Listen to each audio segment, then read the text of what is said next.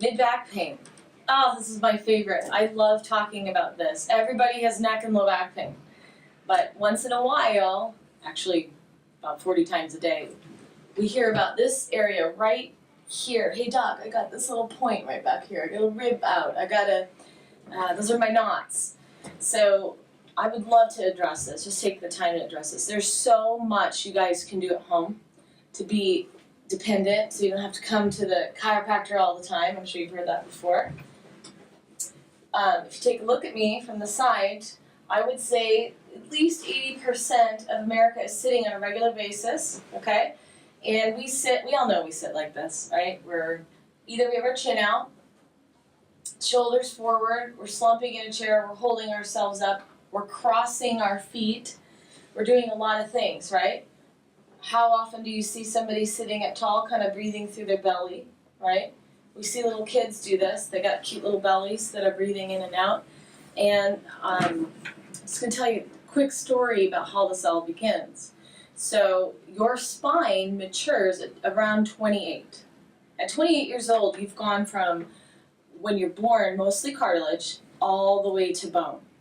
And if you were going to make Jell-O, you would put that fluid in the container, whichever one you picked, and it would mold to whatever it was that you picked. So if we all go to school at about 5 years old and we pick this mold to sit in when our spine is mostly cartilage, we do this for 20 plus years. Okay? We have elementary school, middle school, high school, college, and then there's quite a few of us that go off to desk jobs, correct? So here we are, 30 years later like this. Now, the number one thing I hear in practice is, hey doc, I was walking to my car, opened up my car door, and my mid-back hurt. All of a sudden this knot flared up again, and I didn't do anything. The other thing I hear all the time is, I just woke up. All I did was sleep. I did nothing. And remember, we're on a planet spinning around in a circle, going pretty fast, and we also have pretty funky mattresses. Some of us have never changed our mattress. But if you're sleeping like this or sleeping on your side, I mean, you get all of this squashed for 6 to 8 hours a night if you're sleeping. The most common thing we don't think about is how we breathe. So a typical person breathes about 30,000 times a day. That's more than you walk, okay? You see those little pedometers everybody puts on their little, iPhone or wrist now, or it used to be back in the day, the little clip that you put on there, and it would count your steps because people were starting to realize that that was like pennies in a dollar.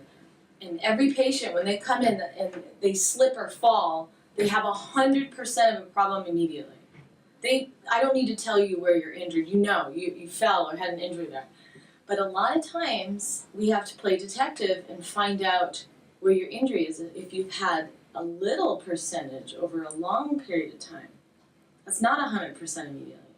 So we will find these things for you by figuring out what you do in your day. If you take 24 hours a day and break it up, most people sleep 6 to 8, and then they sit at a job for 8, and then they spend 1 hour driving to and from some activity, so maybe 2 hours of activity a day.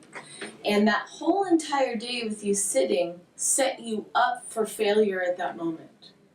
So a lot of patients are confused and think that they injured themselves the moment they opened the car door or when they were sleeping, but actually it was what they were up to all day that made them vulnerable.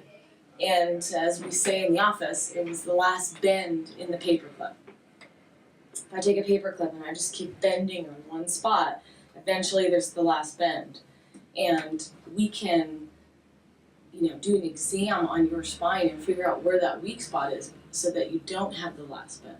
It's actually pretty darn cool. Every day I hear my patients telling me that they can do more, they're more comfortable, they can sleep, and that knot doesn't keep bugging them anymore because we've been able to address how they are creating these wear and tears, and people start feeling pretty good.